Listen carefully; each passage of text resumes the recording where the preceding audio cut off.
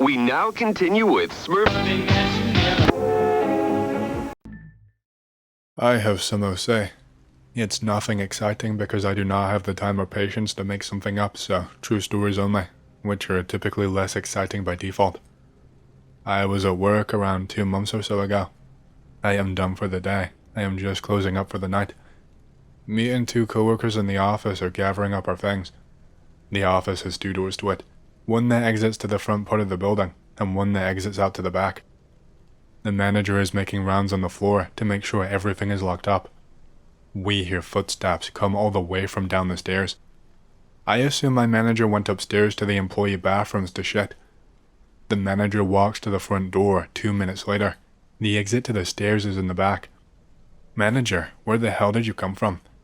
I just did my walk around outside to make sure all of the doors were locked. We are good to go. So, you didn't just go and take a shit? What? No. I go upstairs with one coworker. The door to one of the rooms is slightly cracked open. What the hell? Manager should have locked all of these. I walk up to the door. The door closes on its own as I approach it. I nope the hell out of there. I have more from this place, but I am not sure if anyone is interested. Alright, I should also mention that the place that I work is a museum, and that's why the layout of the building is so weird, and why stuff is possibly haunted. Be my assistant manager. Come in early every day to turn everything on. I am the only person in the entire building when this is happening. I am going in room by room to turn on lights and stuff. I go into one room. A bulb way up in the middle of an exhibit is out.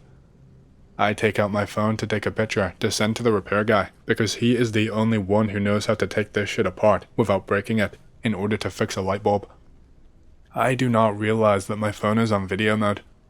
I take a 5-second video before realizing. I switch back to camera and take a picture. Later on, I review the video. I hear this very clear whisper of a voice that comes through saying, "Get out." Literally no one else is in the building. What the hell? Be me later that day. I come into work. Assistant manager hands me his phone, tells me to play the video. He doesn't tell me what it is, he just tells me to listen. I very clearly hear the whisper, "Get out," without him telling me about it. The assistant manager shows 3 other people without telling them what's on the video first. All 3 people hear the same thing. We are not just imagining it. What the hell? I never liked being in that room for too long, and that shit was spooky. Serial killer stuff. I signed an NDA though, so I can't really go too deep into detail about where I work or what is there, lest someone snuff me out and rat that I'm telling my stories that 100% violate my NDA, because these stories absolutely do that. Do. Be me. I am in the halls. It's dead silent in the museum. No one is around. Guests are in different parts of the building. I hear a loud growl coming from the basement area. I look around. No one is here to validate what I just heard. I think I'm just tired and ignore it. A few minutes later, a group of guests are coming up the hall. I hear a loud psst. I look at the guests. The guests look at me. I ask, "Is there something I can help you with?" At the same time, they ask, "Yes, did you need us?" We stare at each other. You heard that, right? Yeah, I thought it was you. I thought it was you. No one else is around. The guests are visibly spooked. They just walk past me down the hall, not saying anything. I assume they're just messing with me, so I ignore it. Not 30 seconds later, I hear a scream. The guests come running back down the hall at me. What happened? What's wrong? The guest says that something just pulled her hair. I look accusingly at her group. I ask who is playing pranks. The other 2 people are seriously spooked. They insist that no one did it. I make up some bullshit about how the air currents in the building are weird, and sometimes people feel drafts or tugs at their clothes, and it's normal. They seem to buy it. They go back to exploring the museum. I am still not sure what happened there. I am open to the idea that they were just messing with me, but they seemed really freaked out. This one's a little bit more dramatic, but still true. Be my coworker. They are in a room with a Holocaust artifact. They suddenly lose time. She has no idea how long she has been in there. She semi comes to, She realizes her face is just inches away from said artifact. She opens up the door to the next room. She sees a group of people in there. Say, I need you guys to come in here right now. Clearly out of it in complete monotone. The guest rolls his eyes. The coworker snaps back fully to reality, realizes what she is doing. She runs out of the room, down the stairs, and out of the building. Be me, I am on my break, smoking a cigarette outside. I hear screaming and wailing on the level that I think someone has broken a leg or some shit. My coworker is being escorted by a manager, hysterically crying. She sits down repeating, I don't know, I don't know, I don't know. Manager just looks at me. He usually calls on me when something dramatic like this happens, because there are no female managers and I am the unofficial team lead. I am real close with the manager. We've been through a lot of shit together. He can just look at me and I know what he wants. He seems apologetic because he knows I am on break, but I take over. Coworker tells me the story. Says she has no idea what she was doing. She was so upset and freaked out because she lost time, like she had literally fallen out of time and space, and until she snapped back and ran outside, she felt like she had no real control over her body. Like, she was in her body, looking out through her eyes at what was happening, but she was not controlling the actual actions taking place. It was wrong. It was wrong. That's what she said to me. I comfort her and tell her some jokes to try and make her laugh. I call security over to get her a bottle of water. Eventually, she calms down. I make the executive decision that she should go home for the day and get some rest. I go back inside and tell the manager the situation. He just shakes his head. He says that coworker has been here even longer than he has, and no one has ever seen her like that. Okay, here is another dramatic one. Be me. I am upstairs near that same Holocaust artifact. I hear a loud crashing sound coming from that room. I burst in. There are two guests on the floor. The man is draped over the legs of the woman. He is unconscious. I look at her and ask what happened. She says she thinks her ankle is broken. I hear the manager in my ear over the radio asking me if I need him to come up there. I summon him upstairs. The guest eventually comes to, but he is disoriented, unbalanced, and confused. Manager tries to talk to him, while I talk to the lady in order to keep her from vomiting from the pain. She says she's not sure what happened. They were just looking at the artifact and he fainted and landed on her. Manager has worked in all sorts of shady businesses before. He can tell when someone is messed up with booze or drugs, but can't seem to place what is wrong with this guy. Head of security also now comes upstairs. Manager and security carry the lady down the stairs. The other guest, her husband, is just useless. The husband snaps back into reality as soon as they are outside of the building. He insists that he has no idea what happened, only remembers hitting the floor, and doesn't even remember coming outside with us. He is visibly spooked. He says he does not have any medical issues, and that they did not drink or take anything before they came here. He is clearly sober to my eyes, and my manager agrees. Manager makes them sign a release. Husband takes wife to hospital. The wife emails us the next day to thank us for our help and to confirm that several bones in her foot are broken. The doctors found nothing wrong with the husband either, not even dehydration. 2 months later, the couple comes back. The lady is still in the cast. She says that she needs to face whatever this is. She goes into the room and comes back outside. She says, "It feels different in there today. Less angry." I have no idea what the hell that means. I will bite the no-pay. What's the artifact? If this object is carrying residual energy enough to make people ill, it would need to be made out of the right material, or like radium. I can't tell you. Sorry, bro. NDAs are a bitch. Telling you what it is would reveal me right away. What I will tell you is that it's in an airtight case and has an extra protective wall around it too, and I'm willing to bet it's not radioactive or anything like that. I have several more stories about it though, if anyone is interested. I am not sure what to make of that, but I guess that's a cue to keep going. Be me, maybe last month. I have to be acting manager at night because assistant manager is on morning shift and actual manager is as sick as a dog, though he still has to be physically on the property for liability reasons. I am taking care of him, trying to make sure he does not asphyxiate on his own vomit while also running the place on my own. Coworker asks for management on radio, says she's got a guest, acting strangely. Manager stumbles out of the office to handle it while I am doing something else. He is absolutely useless. I go up there. Guest is sitting on the bottom step. I ask coworker what happened. Says she saw guest come out of the Holocaust room, come down the stairs, then start walking backwards back up the stairs. What the hell? The guest is visibly twitching at random intervals, sometimes her head, sometimes her arm, sometimes her hand. The manager tells me to ask the normal questions and stumbles back into the office while texting the owner of the museum to let him know what is happening. I ask if she has a history of seizures, if she's done any drugs before coming here. I assure her that we will not report her. We just want to make sure it's not an issue that requires immediate medical attention. She is non-responsive, but her boyfriend insists no to every question. The museum owner is freaked out by the story, basically texting the manager like, "Get her off the property. I do not want anyone dying where I can be liable." Manager tells me over the radio to get her outside and onto the sidewalk. She leans on her boyfriend as he helps her outside, twitching all the while.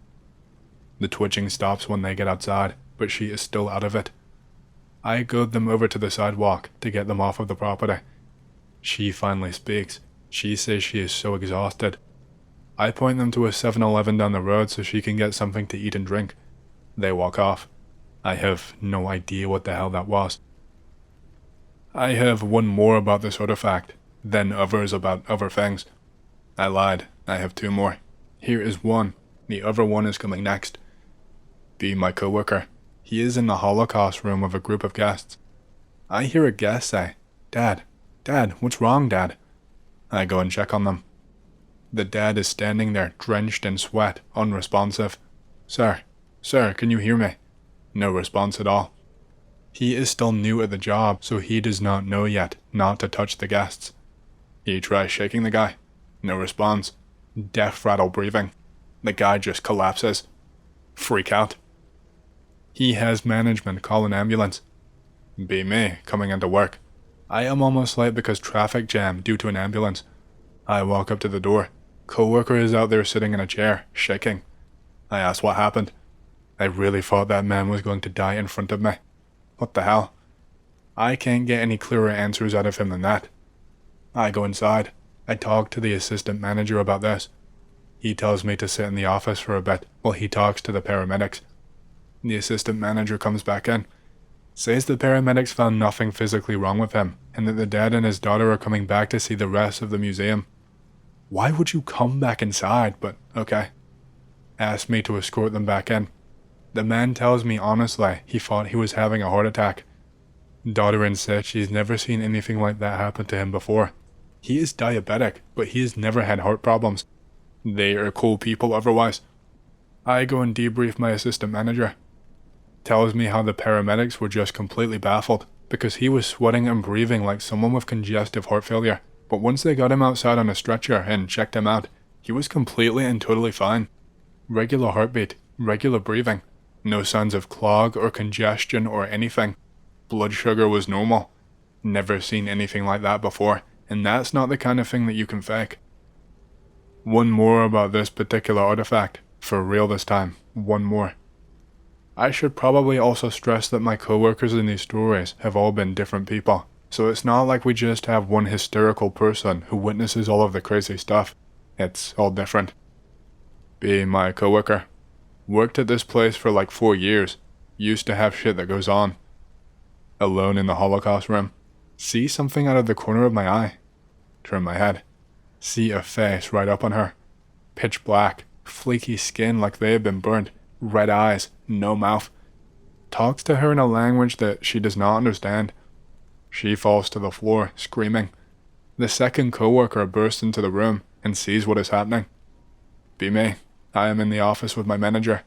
I hear over the radio, coworker number 2 screaming, "Management, get to Holocaust room right now. We need you right now." with the screams of coworker number 1 in the background. Manager runs out of the office so fast, his radio flies off of his belt. I stay in the office to watch the security cameras in his absence. I watch manager and coworker number 2 help coworker number 1 off the floor. Manager helps her outside, comes back in. He says nothing, but looks at me in the way where I know what he wants. I head outside to check on the coworker. She is crying hysterically, tells me what happened. She is freaked out because it was talking but had no mouth. How could it talk with no mouth? What did it want? I send her home for the day. I come back in to talk to the manager. I tell him and ask what he thinks. He just shrugs because he is an atheist and goes, "I'm sure it was real to her. She will be back tomorrow." Assistant manager does some digging, finds the previous owner of the artifact, asks if he ever experienced anything weird about it. The previous owner describes the exact same face to him, without assistant manager telling him what happened to coworker. Assistant manager tells us, "Manager is unfazed, but I am spooked and so is coworker. Coworker refuses to be in that room alone anymore, ever again. She still works there though." Here is another one that I'd forgotten about, and then remembered today when a former coworker came to visit us for the first time since she had left. Being my coworker, walking around resetting the exhibits and closing the doors. Reach into a room to grab the doorknob and pull the door closed. See a different coworker standing in the corner. Coworker number 2 is facing away from her. She calls out, "Hey, coworker number 2, what are you doing in here?" Looks closer. The girl has no legs. She is just floating there. But she is as solid as you and me. She doesn't look like an apparition. Looks just like coworker number 2 from behind though. Same height, same build, same hairstyle. She slowly pulls the door closed. Be me. In the office with my manager. Coworker number 1 comes in looking spooked. Asks me and manager if anyone is in that specific room. We look at cameras. No one is in there.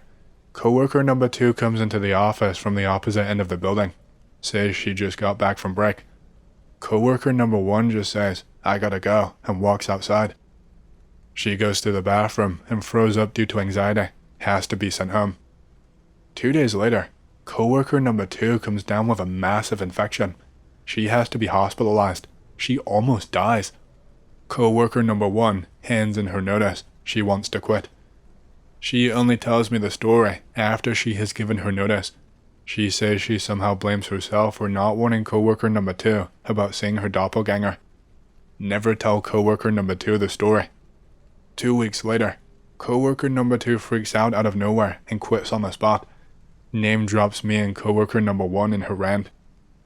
Manager and assistant manager pull me into the office to tell me what happened since my name was mentioned. I wonder what the hell I ever did to her. Neither of them have an answer. Assistant manager just says, "It sounds like she has some demons she has to work out." Coworker number 2 has told other employees since her departure that she regrets leaving the way she did, and that she doesn't really know why she acted like that. She has sent the manager and assistant manager a heartfelt apology, but you can't just come back from something like that. Hey, hope you've enjoyed the story so far. If you want to hear more, make sure to subscribe, like the video, and leave a comment because it lets YouTube know you like the content and helps more people to see these videos. My next big goal for the channel is 100,000 subscribers, and as a celebration, I will be doing a Q&A video once we hit that goal. Thank you, and back to the stories. I was followed by a cult member. This happened a long time ago. Back in the early 1990s, I was living in Yamanashi at the time. I had a close circle of friends, and we used to go out regularly. We used to enjoy driving around chatting, playing music. It was around this time the armed Shinrikyo cult was making a name for themselves as a strange and suspicious cult. Later, they would become famous for the sarin gas attacks in 1995 in Tokyo and Nagano. They became known as the Doomsday Cult, a truly dangerous group of people intent on hurting others. They organized 5 attacks. They released sarin gas on 3 lines of the Tokyo Metro during rush hour, killing 13 people and injuring 5,500 others. They were also responsible for carrying out other assassinations and terrorist attacks. They wanted to start World War III. They wanted to start the apocalypse that they believed in. Now, this story takes place before the cult were apprehended. Back then, we all knew of the cult. We just thought that they were a bunch of madmen. One of their institutions, or whatever you want to call it, was in our city. We saw them around. They freaked people out. No one wanted to go near their institution. It later became public knowledge that their chemical warfare production plan was based in my hometown. They seemed not to want or have any relationships with anyone in the town. One night we were bored and were just driving around, and we found their warehouse. It looked really suspicious. If I only knew then what we all know now, we would never have approached it. We had no idea how close to danger we were. We stupidly got out of the car to check it out. We were goofing around, making noise and just being dumb. When we got back in the car, a van pulled out of the facility and began to follow us. At first we were laughing it off, and I was taunting my friend who was driving by saying things like, "Hey, that van's following us." It stopped being a joke very quickly. When the van followed us, no matter which way we turned, one of my friends in the car decided we should try to lose them by going through some twisting back roads. Roads that my friend and I were sure were only known to us. Dirt roads, shortcuts, etc. No matter where we went, that van followed us. We were being followed. My friend who was driving finally admitted it. The laughter had all faded away at this point. He was going well above the speed limit. The van was right behind us. It was not going to leave us alone. I could sense my friend's stress. He kept muttering curse words and scratching his head. I was desperately trying to think of any way that I could help. All I could offer was just try and shake him off for now. We decided we would try our best to go above the speed limit in a residential area in the hope that it would attract the attention of someone, anyone, preferably the cops. My friend was gunning it around the area. I recognized the neighborhood as we crested a hill. We then sped down. Fortunately, one of my friends lived in the area. There was a chance that we could shake them. The van disappeared momentarily, so we took our chance and we parked the car in front of somebody's house, turned off all of the lights, laid low, and cut the engine. We were too scared to even talk, let alone move. After a couple of seconds, something which sounded like a van sped past us. We waited for a while, and we did not hear any other traffic on the road. We guessed that the coast was clear. My friend who was driving popped his head up and saw that the van was not in sight, and then we were off. I did not want to be alone that night, so I stayed at my friend's apartment. There was a lot of curtain twitching that night. We were jumping at the sound of cars passing below on the street. About a week later, I was watching the news. It was covering the Tokyo gas attacks, and I noticed a building which seemed familiar. It was one of the cult's warehouses. For all we knew, that is where the gas came from. Actually, the weird building on the TV was the warehouse in our town, the facility that we had gone to investigate, no mistake. Back in those days, mobile phones were not so common, so I can't imagine what might have happened if that van caught up to us, or if we got out to confront whoever was driving it. My friend who drove us that night was so stressed out for a fear of retribution from the cult. He sold his car. Of course, he told the auto dealer the situation before selling it. He found out later that the used car place ended up scrapping the car as more details about the cult became common knowledge. I posted this one time long ago, like around 2012, but hey, let's go for another round. Maybe no one here read it or remembers it. I heard this from my boss, who is the head of security at my workplace. I am just a mere audio technician. This happened in winter 1999 in my hometown. My boss is finishing his day and doing his last patrol in the building. It's around 10 p.m. Outside is so cold that you could believe that even hell might freeze at any moment. A bunch of old women have crowded this small, so-called cold hall between lobby and outer doors. Hometown is a small place at the shore of Bothnian Bay, so it gets really cold here sometimes. What in the tarnation? Move it, you guys. That's what my boss said. They replied that there is something out there. You gotta be kidding me. The boss sighs and squeezes through to go and investigate. You gotta be kidding me indeed. Boss told me that his freshly lit cigarette just fell off from his lips as he stared outside. There was something indeed outside. Something and it was staring at this confused bunch through the thick glass doors. At this point, I asked my boss what it was, and shivers started to run through my spine. He replied that he didn't really know. He said it was the size of a large dog. He emphasized multiple times that it had the body of a seal. It moved on 4 legs, although the front legs were somewhat odd and lacked proper paws. It had the face of a seal with a really short snout. It had an almost human face somehow, with human-looking eyes. It was covered in shaggy but short hair. At this point, one of the ex-workers, dude was from Estonia, stopped the story and called it bullshit. The boss gave him a very stern look. The Estonian got almost scared from the look, and the boss continued. This creature kept circling around the front doors, and it gave looks to everyone. It looked sad. It was cold and windy, probably minus 32 degrees Celsius. It wanted inside, where it was warm. The boss crouched down to its level, and looked it straight in its eyes through the glass. The creature came up really closely and stared back. It reached its front legs against the glass. The paws started to open closely and presented these small little fingers. The boss kept looking the creature into its eyes and slowly rose up while maintaining eye contact with it. Slowly, the creature backed off from the glass doors. Boss told me that you could tell from the face of that creature that it was sad, disappointed, afraid as hell, and really anxious. The creature turned away and slowly started to jog towards the parking lot on 4 legs. In the middle of the parking lot it stopped and gave one last look back towards the warm sanctuary. Boss stopped for a few seconds and had that 1,000-yard stare for a moment. The creature rose up onto its hind legs, and then it started to run, like a human. It disappeared into the dark Arctic night. Boss, who is quite an old guy now, tells me that the sight might have been too much for him. He tells me that nightmares about that creature haunt him sometimes. The creature has been sighted a few times after that, but then it disappeared. Boss tells me he hopes it froze to death. No matter what your view is of the world, there is no place for such a freak of nature as that thing in the world. I will pardon my English and wish that my story was not that bad to read. I don't live here, but I had a pretty crazy experience in the Great Smoky Mountains on the Tennessee side near Gatlinburg. It was some town that was near Pigeon River.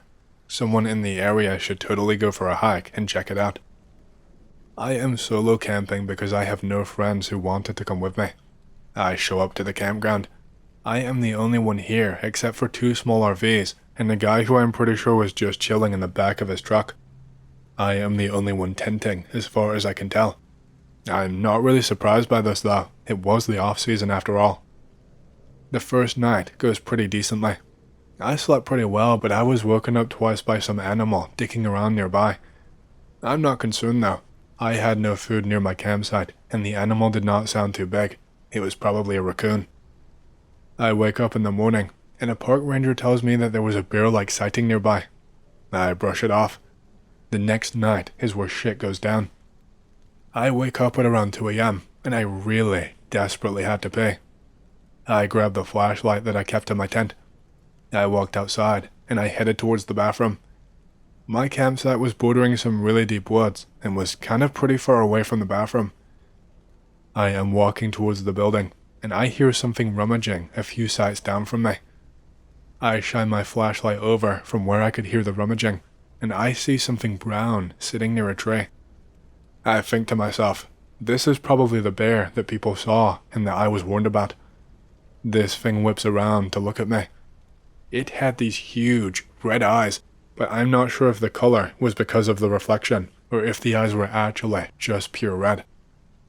This thing gets up, straight onto its hind legs, and starts running toward me on just 2 legs.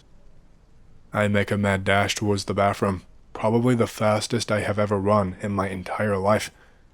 I make it to the bathroom just about in time, as whatever the hell this thing was getting close. It looked to be about 5 to 5.5 feet tall. I lock the bathroom and go and sit in the stall. The creature would scratch at the door and make this growling sound.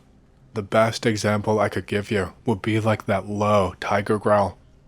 It keeps on scratching and growling for probably around an hour.